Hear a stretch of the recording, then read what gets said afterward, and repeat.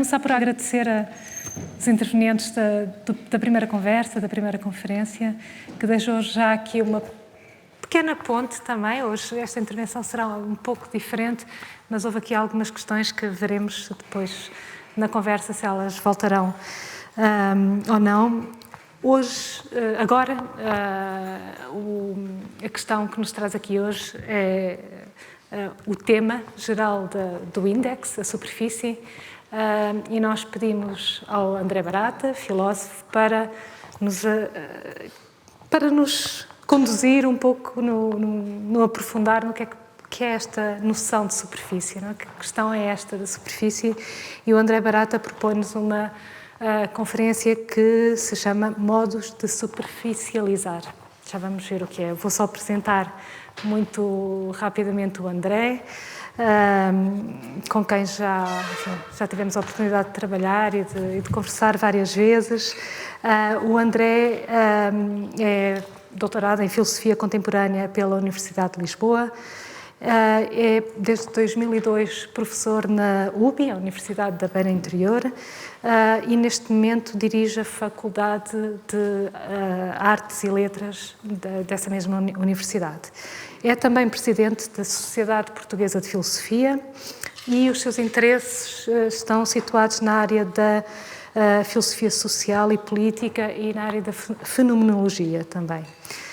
Tem livros como Metáforas da Consciência, portanto a questão da consciência que há pouco surgiu, enfim, é um trabalho já que vem de uma primeira investigação, mas pode ser que volte, e o que eu acho muito interessante também em relação até ao próprio contexto do Index é que a consciência é pensada como ressonância, a questão da ressonância está presente, eu acho que foi uma palavra que também apareceu aqui há pouco. Mente e Consciência é o título de um outro livro, e se calhar só chamar a atenção para as 3 últimas publicações, uma que vai ser lançada agora no dia 28 de maio, em Lisboa, 3 livros que são publicados pela editora Documenta. O primeiro, Ensaios, é uma trilogia, posso lhe dizer assim, não é? Mas posso lhe chamar assim, uma trilogia que se chama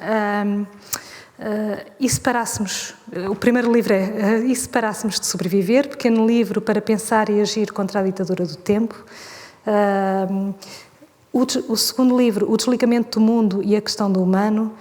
E o terceiro, enfim, ele já está nas livrarias neste momento, apesar de ser lançado, ainda não. Está quase, está aqui mesmo. Exato. Para viver em qualquer mundo, nós, os lugares e as coisas.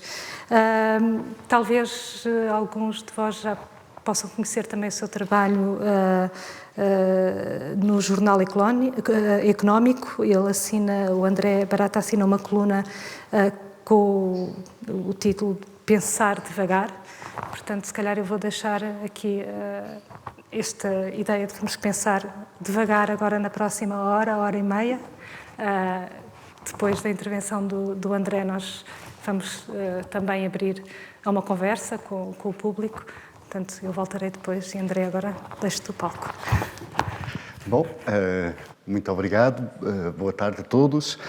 Eu começo por agradecer ao Luís Fernandes e à Liliana Coutinho o convite para estar aqui convosco. É um desafio, é sempre um desafio falar para um público diferente do meu core, não é, de trabalho, mas o desafio é uma dificuldade e é um entusiasmo. Muito bem, o que eu trago é algo que chamei modos de superficializar, um pouco indo na pegada do tema da Bienal, que é a superfície, ali com aquele turvo pelo meio. E eu tenho um argumento, mais ou menos, não é, que vou tentar expor, que vem um pouco na sequência de coisas que tenho estado a pensar para trás, que vem muito na linha desta trilogia de livros que a Liliana agora mencionou. E até agradeço a oportunidade de ir pensando e infletir um pouco o que estou a pensar a partir justamente da temática da superfície. Eu gostaria, no fundo, de apresentar uma espécie de argumento, não é? Que é o de que há uma tendência contemporânea para nos rodearmos de superfícies, ou seja, enfatizarmos a superfície nos objetos que temos em nosso redor e com os quais lidamos, o Umwelt, não é? O Umwelt, o mundo em redor, é cada vez mais composto por objetos que exacerbam a sua dimensão de superfície. E, no entanto, há aqui uma ambivalência que me interessa mostrar entre dois sentidos de superficializar e relativamente à qual eu acho que temos que tomar posição, digamos assim. É importante que tomemos posição no nosso trabalho, na escolha da maneira como lidamos com esses objetos. E então é um pouco este o sumário, digamos, não é? Pronto, pois haverá aqui muita coisa pelo meio. Quando eu digo haver objetos que nos rodeamos, enfim, que enfatizam fortemente a ideia de superfície, não é? Ou seja, o objeto ganha superfície em detrimento da espessura, não é? Ganha superfície no sentido do conceito geométrico de superfície como aquilo que é bidimensional. Estou a pensar justamente em muitos destes objetos, não é?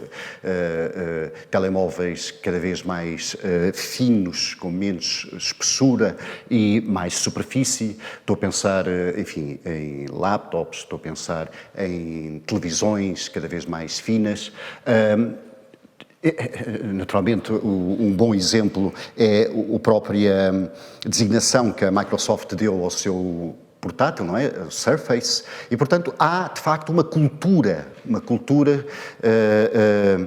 de gosto pela superfície que corre, não é?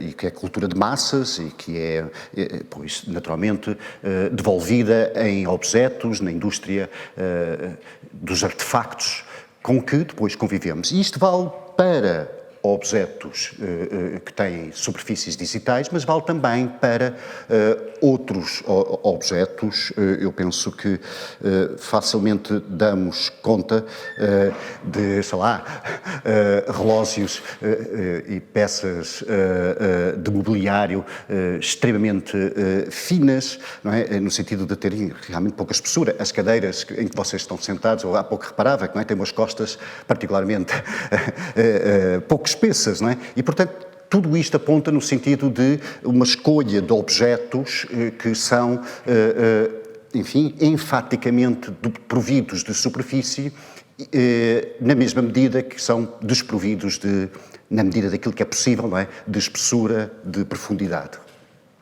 E, de algum modo, eu diria que a nanotecnologia, agora voltando um bocadinho à componente mais enfim, do suporte material do digital, a nanotecnologia, em grande medida, corre, não é? Concorre para que enfim, esta utopia de um universo de objetos que são superfícies, fundamentalmente, com um resíduo de espessura, porque é inevitável, tem que haver, enfim, passa a ser o nosso cotidiano. Eu diria que esta superficialização, esta tendência de superficialização, também atravessa outros aspectos, como, por exemplo, na moda, a ideia de roupa que faz a forma, não é? Shaping, não é? Por exemplo, as leggings, a cultura de uso de leggings, shaping leggings, não é? Que, no fundo, confinam o corpo dentro de uma superfície e, de facto, de certo modo, funcionam como uma espécie de exoesqueleto estético, digamos assim, em que a forma é dada e isto aqui, portanto, é a Kim Kardashian, não é? Uma das irmãs Kardashian, e penso que aqui também temos, de facto, uma dimensão desta ênfase na superfície. Importa-se fundamentalmente a superfície. Simplesmente este sentido de superfície, avancei um bocadinho depressa demais, este sentido de superfície é um sentido de superfície que desmaterializa, ou que, digamos, condena a espessura material à condição de resíduo, que é uma superfície que funciona sobretudo como a superfície que fecha, a superfície que confina, como eu disse há pouco, não é? Que a superfície que, no fundo, corresponde em grande medida àquilo que nós chamaríamos a propriedade que encontramos nos objetos plásticos, não é? Que é muito paradoxalmente, a palavra plástico vem da palavra plasma, não é? Em princípio é aquilo que pode alcançar qualquer forma, mas que depois é de algum modo traído, não é? E transformado numa forma rígida e que se torna intangível, que se torna intocável pelo mundo. E estes são exemplos enfim, de embalagens de margarina planta. Aquela foi a que eu apresentei uma vez, enfim, numa apresentação na Cultura Geste, e que é uma embalagem planta que foi encontrada com 37 anos numa operação de limpeza da Serra da Estrela, onde está a minha universidade, e na verdade, se nós lavássemos aquela embalagem, ela estava perfeitamente em condições de ser reutilizada, apesar de ter estado 37 anos exposta aos meios, não é? aos elementos naturais. Curiosamente, houve alguém que assistiu a essa apresentação e mandou-me em fotografia uma planta que tinha encontrado na praia, portanto, no outro elemento, e também, mais ou menos, com o mesmo grau de perfeição, não é? Portanto, ainda pode ser lavando-a e, enfim, ser reutilizada. A plastificação de objetos parece-me que é algo que sucede solidariamente com estas superfícies fechadas, não é? Superfícies fechadas porque são superfícies que não se deixam afetar, não é? Que são imperturbáveis, permanecem impassíveis diante do mundo. Elas estão no mundo, mas é como se fossem, digamos assim, corpos estranhos dentro do nosso corpo. A relação do plástico com o mundo é como a relação de um corpo estranho com o nosso próprio corpo. E, portanto, enfim, o que pode produzir, naturalmente, um momento de expulsão, como acontece com os corpos estranhos, não é? Enfim, imaginemos, continuando a fazer a analogia, não é? Se pensarmos no planeta como um corpo, como enfim, um sistema que detecta, percepciona o corpo estranho, acabará por reagir e expulsá-lo, não é? Enfim, mas esta plastificação, de facto, é bem presente na maneira como vamos produzindo objetos cada vez menos tangíveis pelo mundo. E rodeamos, de facto, de objetos plásticos que podem não ser necessariamente polímeros, não é? Nós próprios tendemos a lidar com os nossos próprios corpos desta forma, como superfícies que, eu dei o exemplo da moda, mas superfícies que não se deixam tocar pelo mundo, e tocar pelo mundo no tempo, não é? Não se deixam envelhecer, não se deixam marcar. A operação plástica, por exemplo, não é? Que é uma tentativa de justamente ir mantendo a superfície, não é? Enfim, intocada. Mas a maneira também como, de algum modo, fazemos toda uma aprendizagem higiênica com o nosso próprio corpo, no sentido do confinar dentro do seu estrito limite físico, e de maneira que ele não cheire, não se manifeste para lá da sua objetividade. E, portanto, de algum modo, há uma tendência de convívio com superfícies, seja nos objetos que suportam superfícies digitais, seja nos objetos da nossa mobília, os objetos de moda, enfim, nós próprios corpos, que tende a preferir a superfície a qualquer substrato que, enfim, a suporte. De algum modo, o suporte é apenas o recurso necessário para o glamour da superfície, para, enfim, a força significativa da superfície. Bom, há um último domínio que eu gostava de dar, que é o domínio da arquitetura. Há um autor que eu, enfim, descobri há algum tempo atrás e de quem gosto muito, o Giovanni Pallasmaa, ele é um autor que tem uma leitura teórica sobre a arquitetura muito próxima da fenomenologia, sobretudo da fenomenologia do Merleau-Ponty. Foi bastante importante, por exemplo, no Kiasma Museum na Finlândia, e de facto o Kiasma é um conceito fundamental na fenomenologia de Merleau-Ponty. Bom, mas Pallasmaa, justamente no contexto da arquitetura, detecta este tipo de tendência para superfícies que não se deixam tocar, não é? Aqui eu vou chamar também de superfícies solipsistas, de alguma maneira, porque são superfícies que isolam a coisa, digamos assim, que está contida dentro dessa superfície, isola-na de tudo mais, não é? E, portanto, de certo modo, há uma espécie de solipsismo das coisas a ser incrementado na maneira como vamos constituindo os objetos ao nosso redor. E ele, de alguma maneira, na arquitetura, é das poucas citações que eu vou trazer, ele diz-nos isto, numa obra de 1996, The Eyes of the Skin, não é? Of Skin, os olhos da pele, e ele diz-nos assim: a planura da construção padrão atual é reforçada por um sentido de materialidade enfraquecido. Os materiais naturais, pedra, tijolo e madeira, permitem que a nossa visão penetre nas suas superfícies e que nos convençamos da veracidade da matéria, não é? Os materiais naturais expressam a sua idade e história, bem como a história das suas origens e a sua história de utilização humana. Toda a matéria existe na continuidade do tempo. A patina do desgaste acrescenta a experiência enriquecedora do tempo aos materiais de construção. Mas os materiais feitos à máquina de hoje, não é? Chapas de vidro sem escala, metais esmaltados e plásticos sintéticos, tendem a apresentar as suas superfícies inflexíveis ao olho sem transmitir a sua essência material da idade. Bom, no essencial, não é? Portanto, o Pallasmaa queixa-se, de alguma maneira, não é? De uma deriva, digamos assim, na escolha dos materiais de construção, enfim, por materiais que são impermeáveis, não é? Ao mundo, digamos, não é? Que não se deixam tocar pelo mundo, não se deixam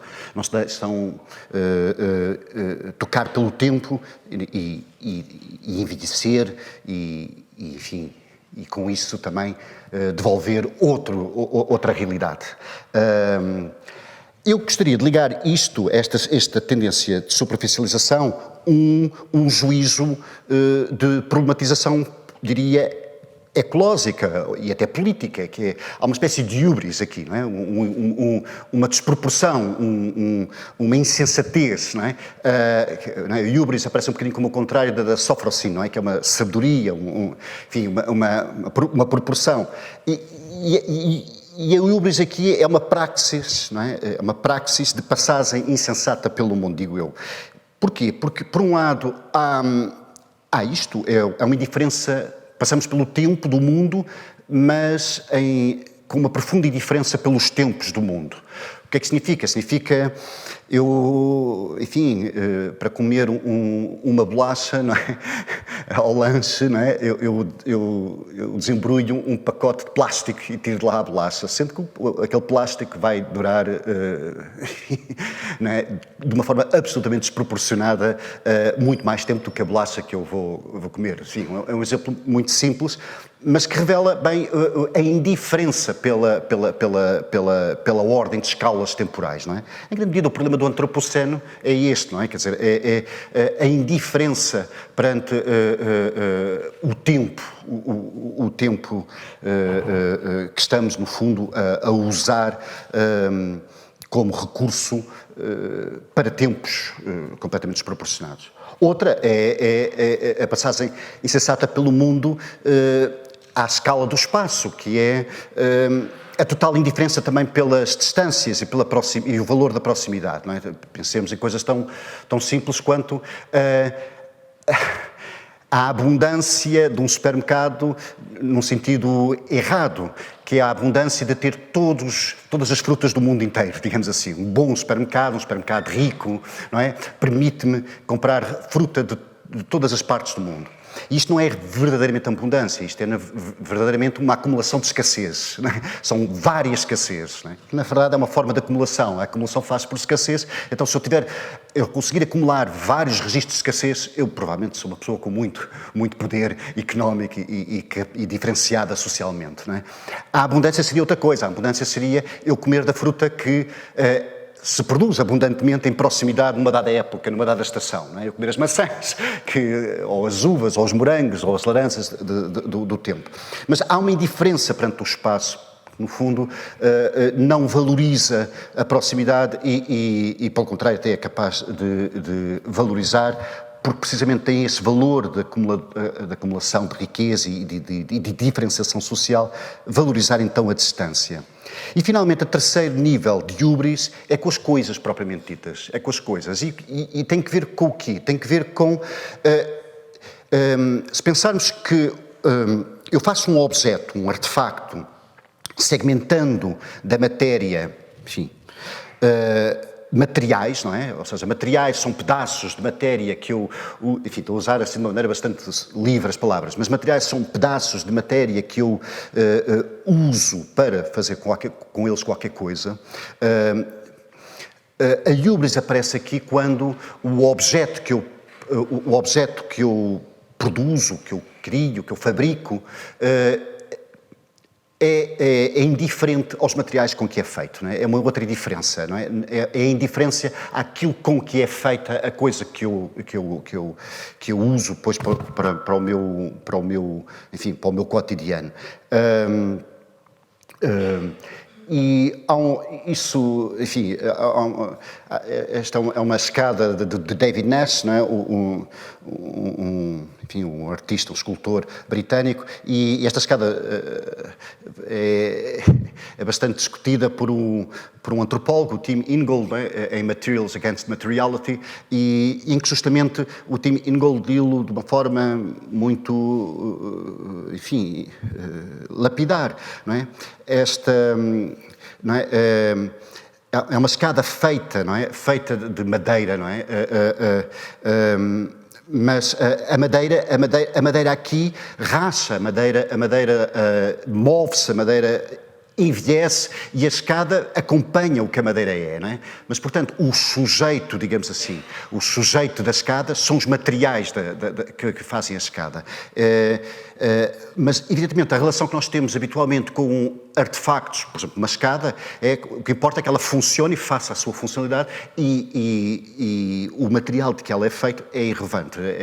O que importa é que cumpra. E nisto produz o mesmo tipo de diferença que eu falei com o espaço e o mesmo tipo de diferença que falei com o tempo. E isso é a tal hubris que nos coloca numa situação complicada.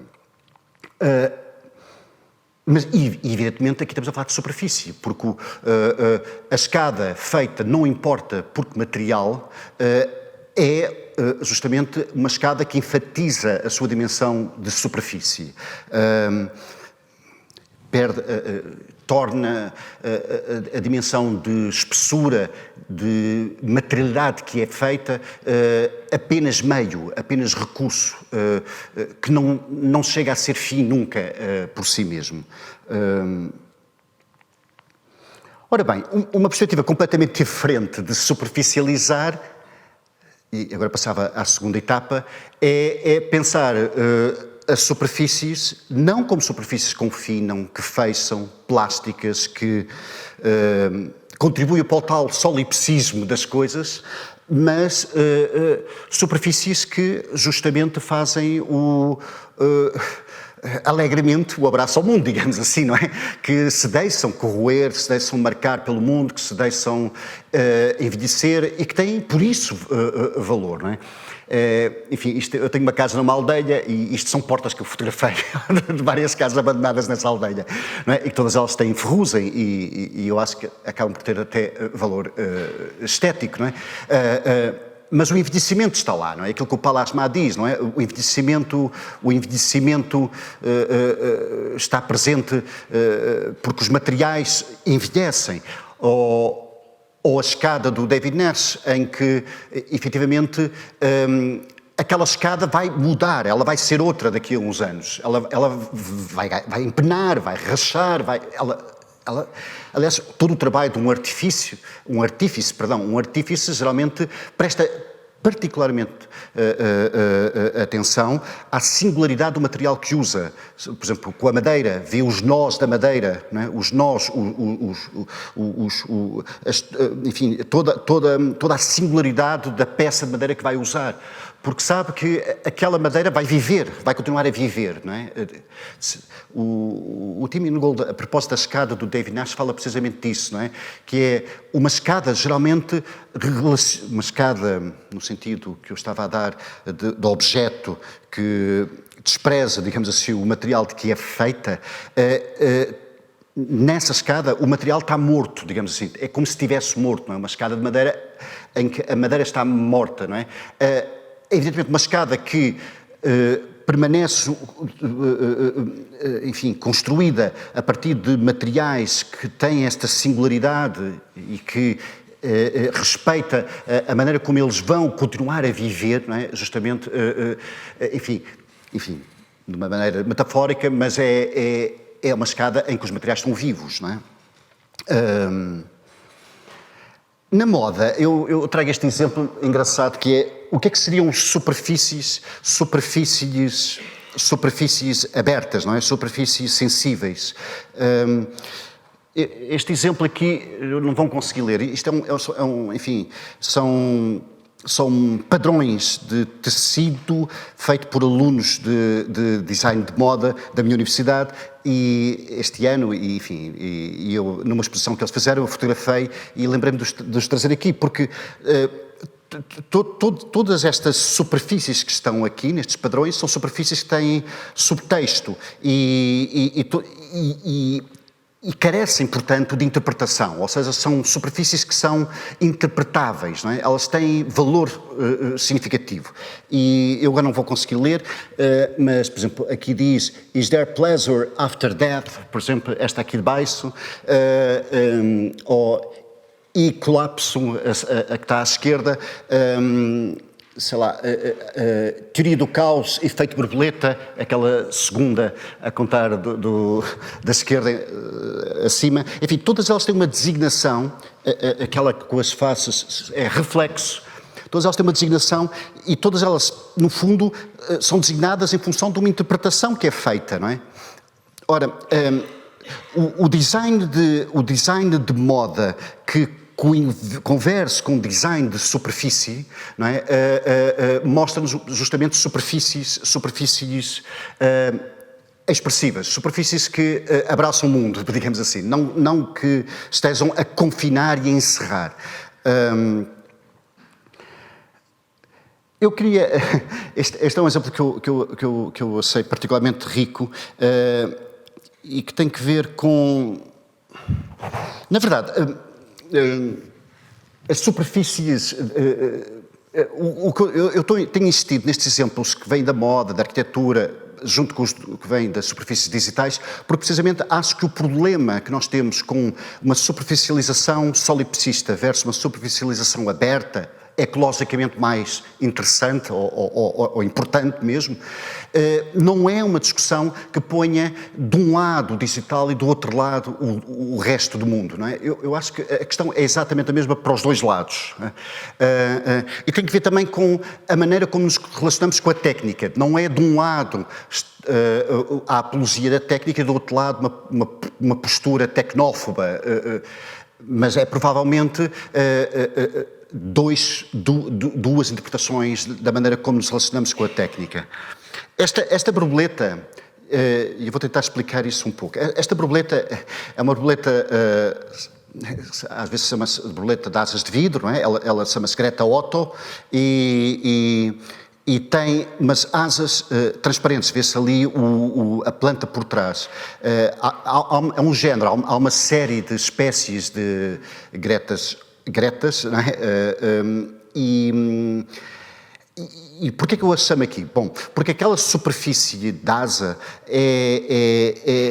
tem uma propriedade antirreflexo muito notória e e que resulta da maneira como as células estão organizadas, a maneira como elas se organizam, que produz essa propriedade antirreflexo. E tem servido de inspiração para a tecnologia de produção de superfícies digitais, que procuram reproduzir o mesmo tipo de arranjo, enfim, que permita esse menor reflexo. E é fascinante pensar que esta proximidade entre os processos que se encontram na natureza e os processos que se produzem tecnologicamente, esta proximidade é, na verdade, o sentido que se dava na Grécia Antiga ao conceito de técne. O Martin Heidegger, não é? Enfim, muito sublinhou isso, e às vezes de forma muito mal compreendida, no seu ensaio sobre o problema da técnica, em que ele justamente não recusa a técnica, ele critica a técnica moderna, a técnica que assenta enfim, na extração de qualquer coisa da natureza, digamos assim, que provoca, ele usa a palavra provocar, que provoca, em vez de vocar, é provoca. Sei lá, o que é provocar a natureza? Provocar a natureza é extrair o recurso independentemente das forças, indiferentemente aos meios pelos quais aquele recurso surge. O que seria o contrário? Seria, por exemplo, uma técnica neste sentido de técnica, é uma técnica que, por exemplo, encontramos na maneira como um moinho de água, é um exemplo que ele dá, um moinho de água aproveita a corrente da água.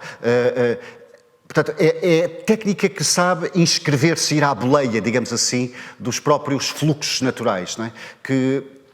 E, de certo modo, é esta aprendizagem que consiste na técnica. É perceber os modos pelos quais as coisas chegam a aflorar. Ele usa também a imagem da flor, não é? A aflorar e chegam a acontecer. Mas isto para dizer que, no fundo, a maneira como a técnica aqui se joga tem que ser neste sentido de acompanhar e inscrever-se nos processos pelos quais decorre o mundo. Enfim, isto é uma mera sugestão, mas a mim foi bastante sugestivo, que a Ava da Ex Machina, não é? Justamente o corpo dela também é transparente, não é? Também tem esta transparência das asas das borboletas Greta Otto, enfim, acho isso relevante. Bom, outra coisa importante é justamente a propósito de superfícies que ganham essa força de contacto com o mundo, de abraçar o mundo, as superfícies que eu chamaria superfícies de profundidade, ou seja, superfícies que não ficam num plano bidimensional, mas pelo contrário ampliam superfície em profundidade. Acho isso importante, porque realmente eu comecei por falar em superfícies que bidimensionalizam, porque geometricamente a ideia é um plano, a ideia é uma superfície que não tem espessura. Mas podemos pensar em superficializar espessuras, superficializar adentrando, não é? E as superfícies, por exemplo, a superfície respiratória que nós temos através da nossa arborescência, não é? Brônquica, não é?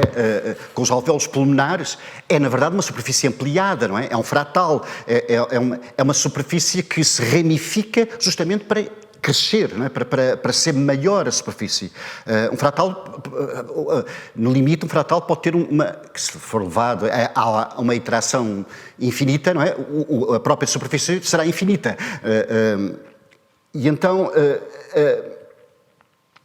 este parece-me um ponto importante. Aqui são imagens de fratais, e parece-me importante porque também nos coloca diante de uma concepção do humano que é muito mais vegetal do que talvez à partida esperaríamos, não é? No corte dual entre o vegetal e o animal, eu trago aqui duas imagens, não é? Uma é do De Homine, que é um tratado escrito pelo Descartes, não é? E que é, como sabe, o Descartes, não é, tem uma perspectiva sobre o corpo humano absolutamente mecanicista, não é? Quer dizer, são válvulas, são espíritos, que são fluxos que correm por vasos e à partida, o corpo humano é um autómato, não é? Até porque, como ele separa a res cogitans, não é? Da res extensa, a res cogitans está à parte. A alma não tem nenhum papel no funcionamento do corpo humano. Não é? O corpo humano funciona por si como um autómato. Ele não usa a mesma expressão autómato, não é? E, por exemplo, compara com um relógio. Mas temos um outro tipo de representação do funcionamento do corpo humano, muito em torno, não do mecanismo, não é? Não do homo-máquina, mas do, enfim, um homem arborescência, não é? Um homem árvore. Esta representação é de um astrólogo, não é? John Case, que tem este compêndio anatómico e tem esta representação que eu acho belíssima. Mas tem uma outra, e reparem, mas já agora, reparem, os pés com as raízes, o corpo todo coberto de fluorescências e depois a fruta que sai da boca, não é? Junto à boca há frutos. Enfim, claro que isto é tudo muito alegórico, mas esta aqui já não é alegórica, esta aqui tem um sentido bem mais, enfim, acho eu, enfim, mais, procura mais tenso, não é? Porque é mais literal, mas ao mesmo tempo continua a manter a mesma marca, que é uma representação do sistema circulatório que está na enciclopédia, não é? Do Alembert e do Diderot, e reparem como a ramificação, não é? Está lá toda. É um pouco como se, da mesma maneira que as raízes de uma planta, de uma árvore, adentram na terra, é como se o nosso sistema vascular adentrasse no corpo, não é? Quer dizer, como se fôssemos raízes para dentro, não é? Reparem, na representação anterior, a arborescência é para fora, apesar de tudo. Aqui é para dentro. Isto tudo para falar de uma superficialização em profundidade, não é? Uma superficialização em profundidade. Também acho que era interessante pensar que, quando falamos aqui de respiração, por exemplo, quando falei aqui do sistema alveolar, não é? A ideia de respiração, não é? A ideia de respiração é forte para pensar a própria ideia de superfície, né? A superfície pode ser pensada como um intervalo no contínuo, pode ser pensada como um momento em que há uma possibilidade de respirar, da realidade de respirar. A superfície é por onde a realidade respira, como de facto um intervalo, não é? Um acontecimento na continuidade, o acontecimento da descontinuidade. E isso é interessante porque permite-nos pensar a superfície não a partir do espaço, mas a partir do tempo. Quando eu digo o intervalo do contínuo, ou quando eu falo de respirar, acontecimento, estamos a considerar necessariamente uma dimensão temporal, não é? Quer dizer, nós podemos ir mais longe e podemos pensar no próprio tempo, por seu turno, como uma descontinuidade entre acontecimentos, não é? E, portanto, de certo modo, para seguir o raciocínio todo, da maneira que eu posso dizer que a superfície é um intervalo no contínuo, ela faz uma descontinuidade, porque, enfim, e porquê é que eu estou a dizer isto? Estou a dizer isto de uma maneira muito abstrata, mas a superfície ou é a camada exterior, não é, de um objeto, ou é a camada superior de um líquido, ou é aquilo que divide duas frentes gasosas.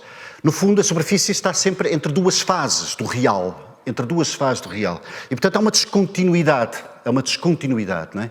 Mas esta descontinuidade acontece também, não é? E então podemos dizer que é um intervalo na continuidade, há um acontecer da descontinuidade. Mas o tempo, por seu turno, pode ser pensado como enfim, o acontecimento enfim, também de uma descontinuidade, porque é um pouco como se fosse uma superfície dos acontecimentos, não é? E então podemos pensar uma espécie de movimento entre superfície e tempo que eu acho que é bastante relevante. Mas isto tudo, enfim, era para falar da ideia de a superfície como respiração da realidade e que pode ser em profundidade e que nos coloca também diante de um domínio, enfim, que nos aproxima de uma condição vegetal que não tem nada de vegetativa. Voltando ainda à arquitetura. Na arquitetura, o Pallasmaa, o mesmo Pallasmaa, no Eye of the Skin, diz-nos que, no entanto, há, evidentemente, na arquitetura uma reflexão, não é? Que vai introduzindo um novo imaginário, recriando a sensação de espessura espacial, bem como sensações subtis e mutáveis de movimento e luz. Esta nova sensibilidade promete uma arquitetura que pode transformar a relativa imaterialidade e leveza da recente construção tecnológica numa experiência positiva de espaço, lugar e significação, não é? E, portanto, enfim, não faltam exemplos. Eu há bocadinho falei do Chiasma Museum, não é? Mas, enfim, a história da arquitetura das últimas décadas tem imensos exemplos, mesmo cá em Portugal, enfim, de arquitetura que reintroduz esta espessura.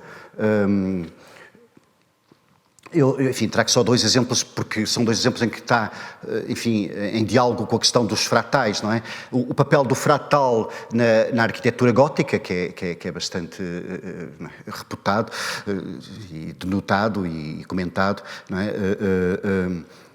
E também, enfim, na Estação do Oriente, não é?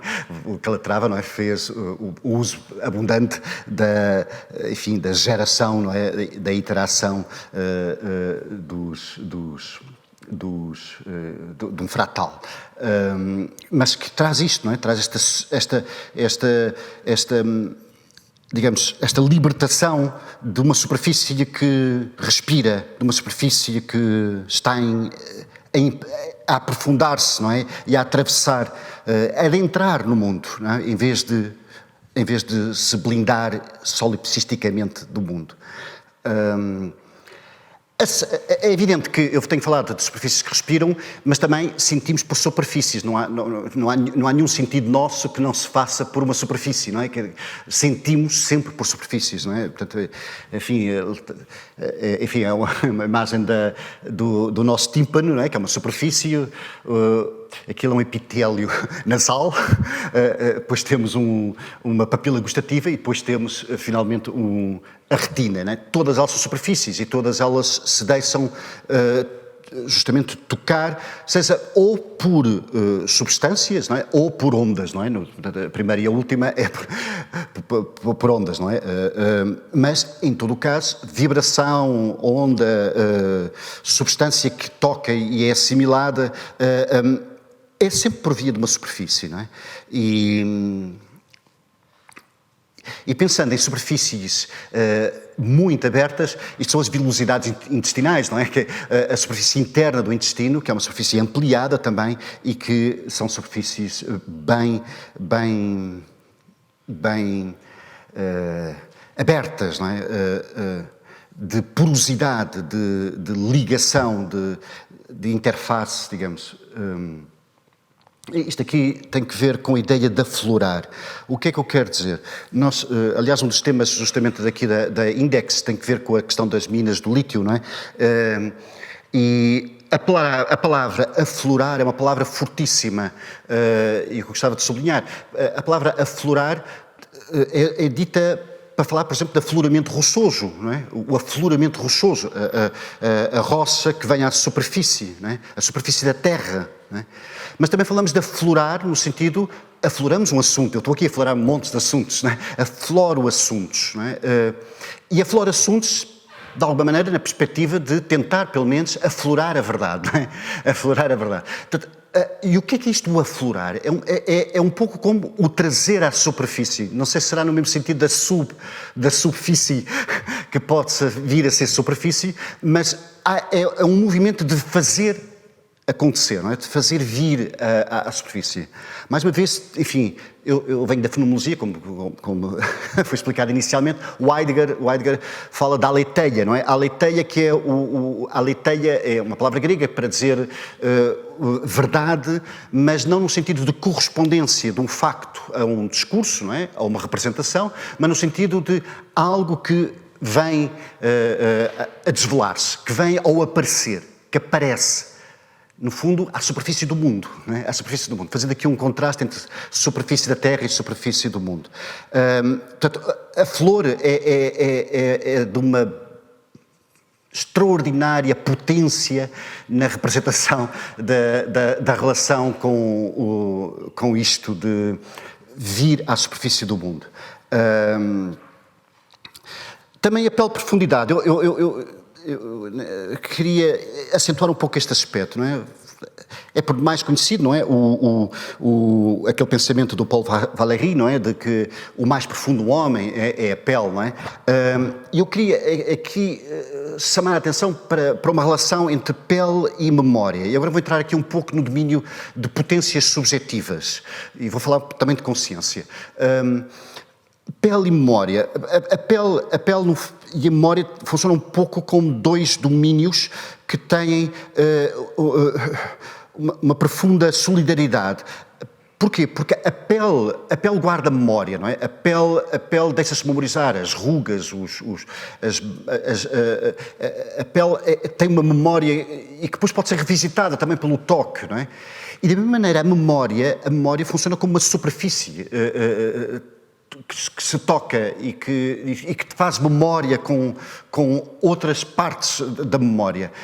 Mas a memória, nesse sentido, muito material, é uma superfície material. Claro que não tem que ser uma materialidade física, também é preciso dissociar isto do material e as propriedades materiais, a linguagem também é material, não é? As propriedades do material têm que ver com haver resistência, produzir repercussão material sobre o que está em torno. Então há uma relação muito solidária entre uma pele que memoriza e uma memória que se deixa tocar como uma pele. E eu precisamente trago aqui, a imagem é um bocadinho forte, mas é uma imagem do Crash, do Cronenberg, do David Cronenberg, não é? Em que justamente o toque nas feridas, não é? Das feridas cicatrizadas, é um toque que além da dimensão erotizada, não é? Do toque, que é bem patente no filme, além disso, é um toque na memória. Aqueles toques naquelas cicatrizes, elas invocam a memória dos acidentes que nem tiveram que acontecer necessariamente só com aquelas pessoas, até uma memória que acaba por ser intersubjetiva, partilhada, porque muitas vezes eles reencenam no filme os acidentes que outras grandes, enfim, figuras públicas ou figuras icónicas, não é? Tiveram e reproduzem-nos, e então há no toque intersticial, digamos assim, da cicatriz, enfim, aqui muito exacerbado, naturalmente, enfim, há esta síntese entre memória e pele. Trago também aqui este trabalho, que enfim, para não perder completamente de vista o domínio da moda, que é de uma artista visual japonesa,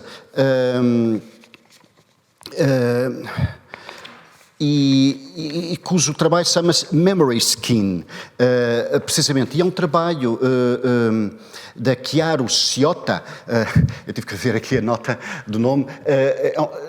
No fundo, ela fez isto duas vezes, fez em 2001 e depois fez em 2005. Esta é a segunda exposição em 2005, e são vestidos enormes, isto tem muitos metros de altura, e são vestidos cobertos de sujidade, e depois tem uns chuveiros que fazem correr água sobre os vestidos. e ela chama isto memory skin, não é? Não é? Expressando, a meu ver, não é? A maneira como eu interpreto, dentro dos limites de interpretação, não é? Expressando, a meu ver, não é?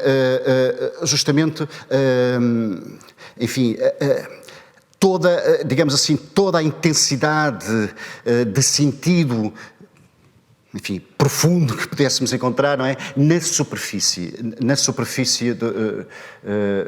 dos vestidos.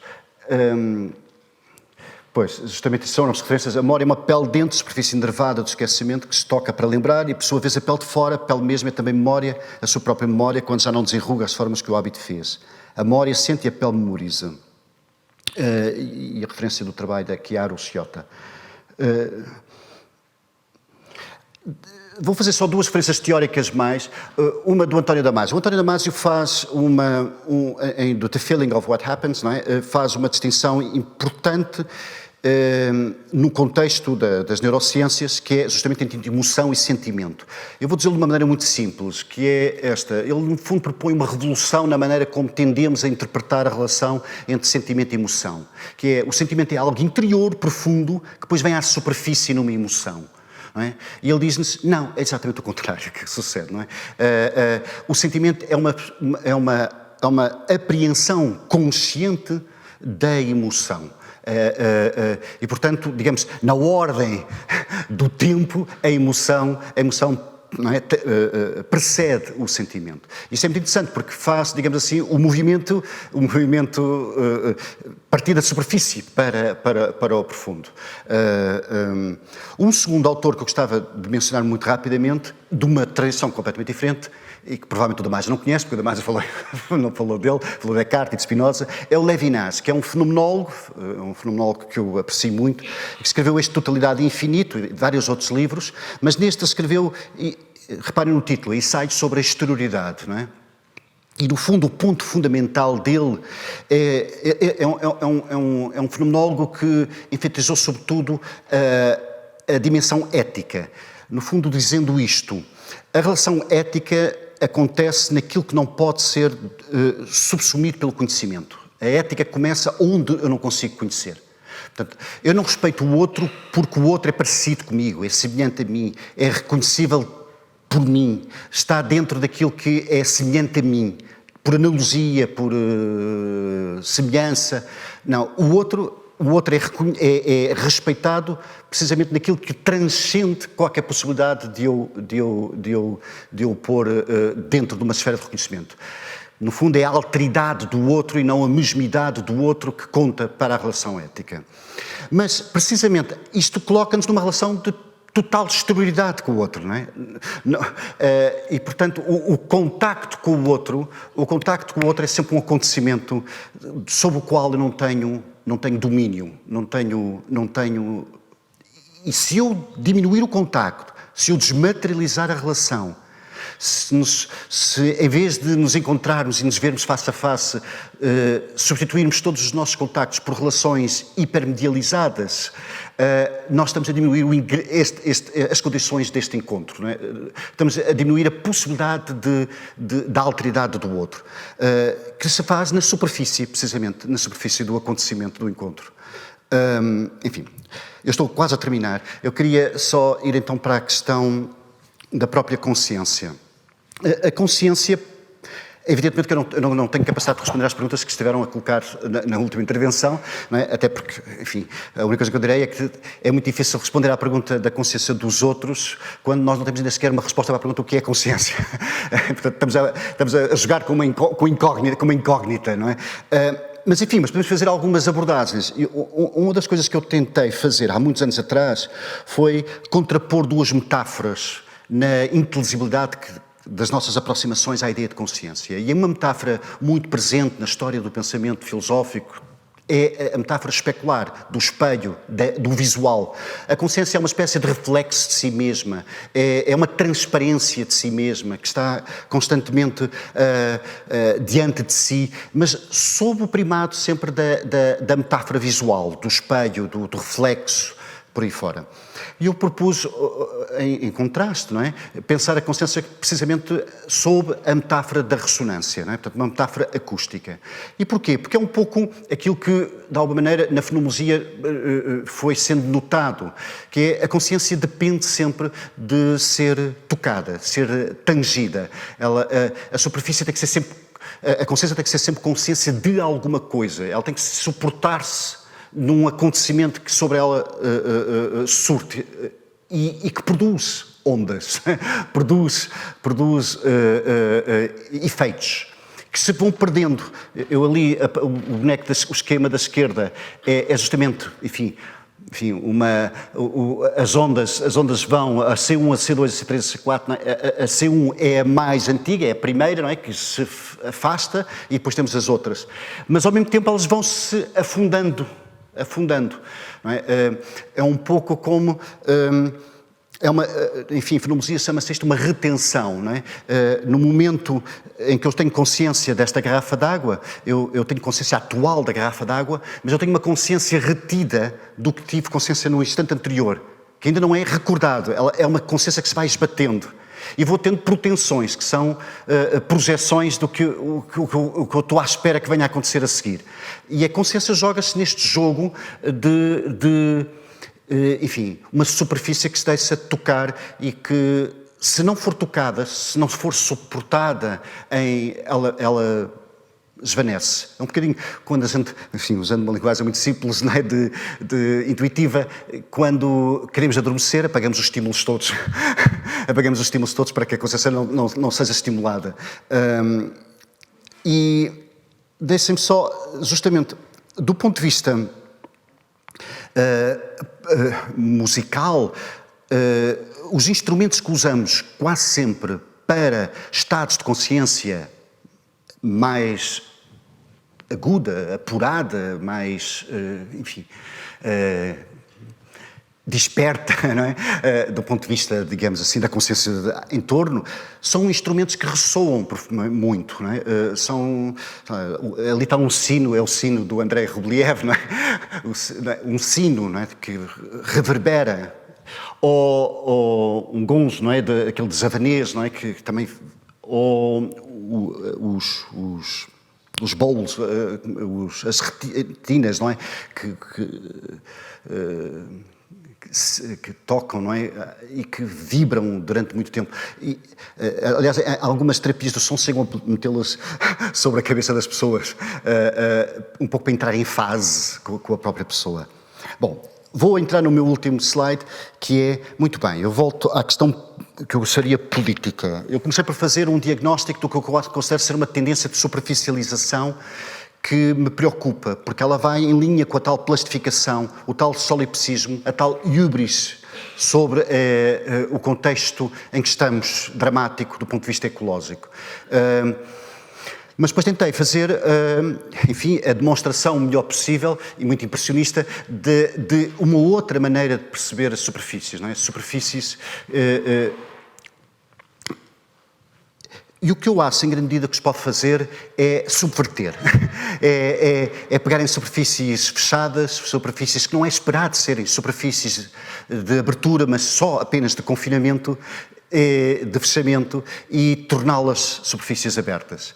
Há uma maneira engraçada enfim, meramente sugestiva de provocar esta subversão, provocar agora num sentido bom e não num sentido que eu dei há pouco da Heideggeriano, que é justamente, enfim, nos instrumentos preparados, não é? O piano preparado, o John Cage, ou o Niels Fram, que pega num piaçá, não é? Numa escova, e vai lá à parte intestina do piano produzir som e transformar uma superfície que não era suposto ser superfície aberta, torná-la. E eu acho que é este o movimento que se tem que fazer, até mesmo com o plástico, não é? Tem que se procurar subverter as superfícies de modo a romper com este complexo do nosso tempo, que é uma espécie de solipsismo das coisas que nos leva para um caminho perigoso. E é possível. Termino.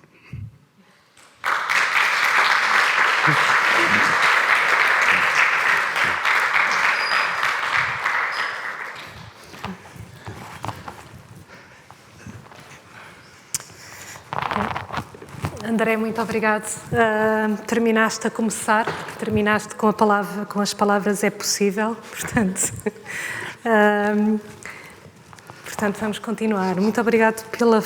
Acho que deixaste aqui realmente um afloramento, no sentido que deste, não é? Acerca da palavra superfície e daquilo que pode ser a nossa compreensão do que é que pode ser a superfície e se calhar eu chamava, posso já dizer que vou querer abrir muito rapidamente a debate e às vossas considerações e questões e o que queiram partilhar, mas se calhar antes deixando-vos pensar ainda um bocadinho no que quererão dizer, vou só dizer 2 ou 3 coisas. E uma delas tem a ver logo com a forma como começaste esta ideia de podermos tomar posição, este convite que nos fizeste a tomar posição, e eu se calhar gostava de introduzir aqui algo que pode ser uma distinção, porque às vezes podemos confundir isso com tomar partido, mas que é um pouco diferente. Criaste aqui dois caminhos, mas como é que, no fundo, nós nos situamos nestas 2 dimensões, nas quais, mesmo que queiramos muito estar na segunda, nós estamos muito implicados na primeira também, não é? Mesmo que tenhamos toda esta... portanto, se calhar só deixar essa nota. E houve aqui algumas coisas também, bom, houve várias, agora vou procurar aqui também sintetizar um pouco, mas pensei muito também numa palavra que já falámos noutra ocasião, mas pensei muito na palavra membrana, que penso que não apareceu, mas a ideia, se calhar posso-te, enfim, perguntar o que ela te faz ressoar, porque a ideia de membrana como, pelo menos a segunda parte, não é? O segundo modo de superficializar fez-me pensar muito nisso, porque pode ser pensado como uma superfície, mas é um espaço de transição, de relação, de contacto, de transferência entre... E também pensei que falaste, o título da tua comunicação é Modos de Superficializar, mas de repente eu estava a pensar, estás também a falar de modos de geração de mundos, não é? Um mundo fechado, confinado, indiferente, plastificado, ou um mundo em relação. Enfim, pensei nisto enquanto estava a ouvir. Não sei se querás... Não, sim, relativamente à membrana, sim. Sei lá, o tímpano é uma membrana, não é? E vibra, não é? E as membranas são realmente superfícies porosas, não é? Que fazem o interstício. Eu não sei exatamente como é que se chama no alvéolo pulmonar, mas se não é uma membrana, poderá ser uma membrana, aquela superfície onde se faz a transferência do oxigênio para dentro, sim.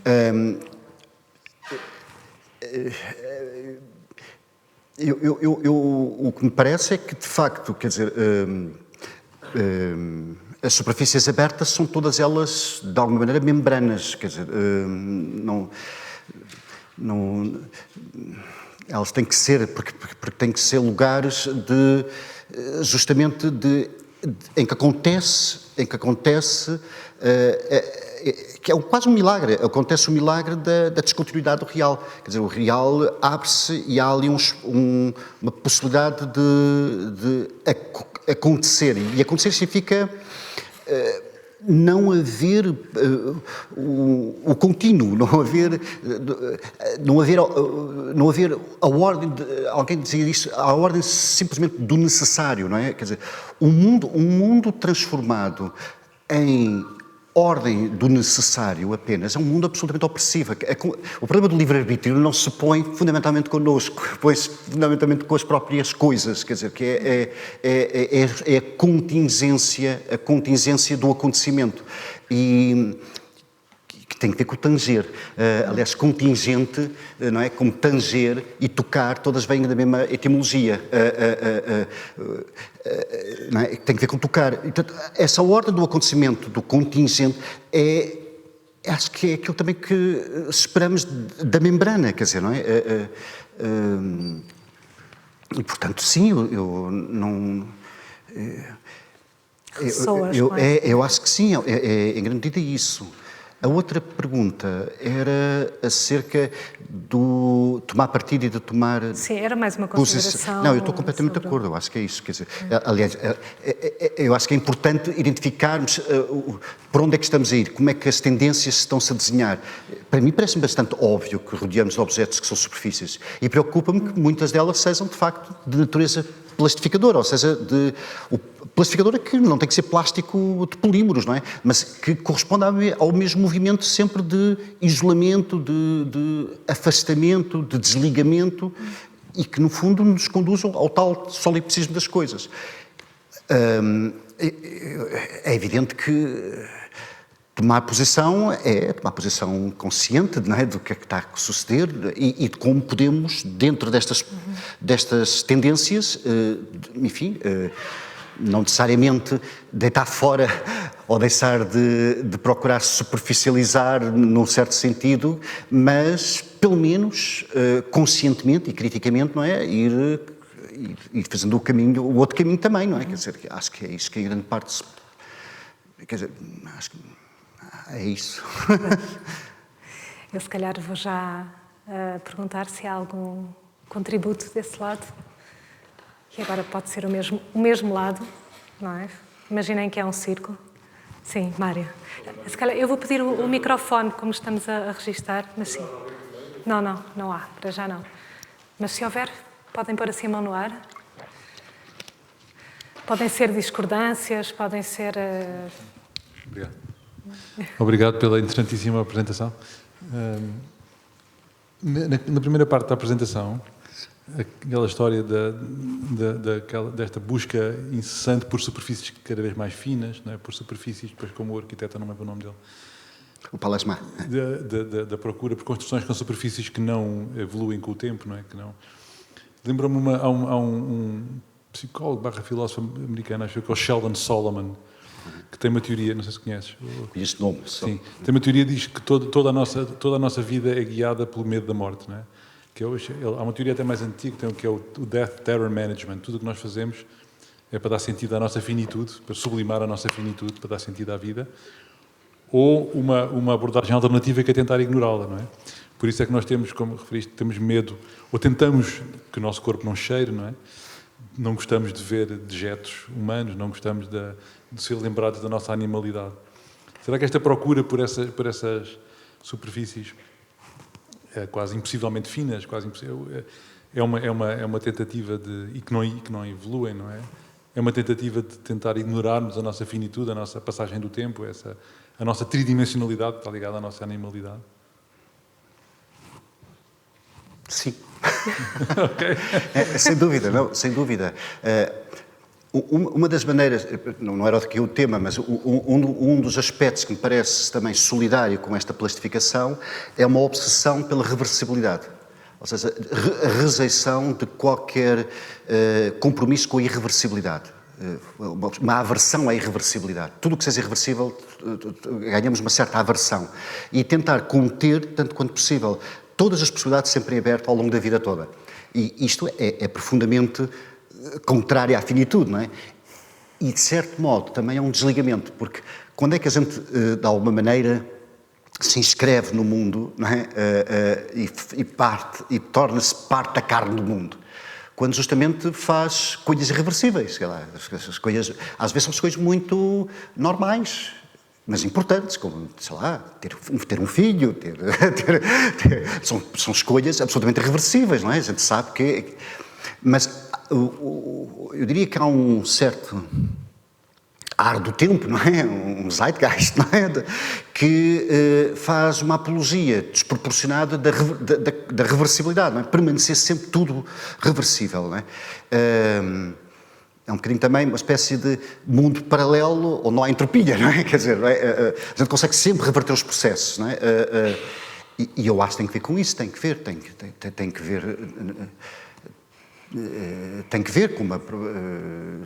ver com tem que ver com vários aspectos, mas tem que ver, sem dúvida, com... Porque o medo da morte sempre existiu, não é? E, historicamente, a tentativa de por exemplo, a monumentalização, eu parei aqui um bocadinho e pensei nisto, não é? Os monumentos, ou a tentativa de imortalizar, fazer uma grande estátua que seja presente daqui a 1000 anos, não é? Pronto, é vão, é certo que é vão.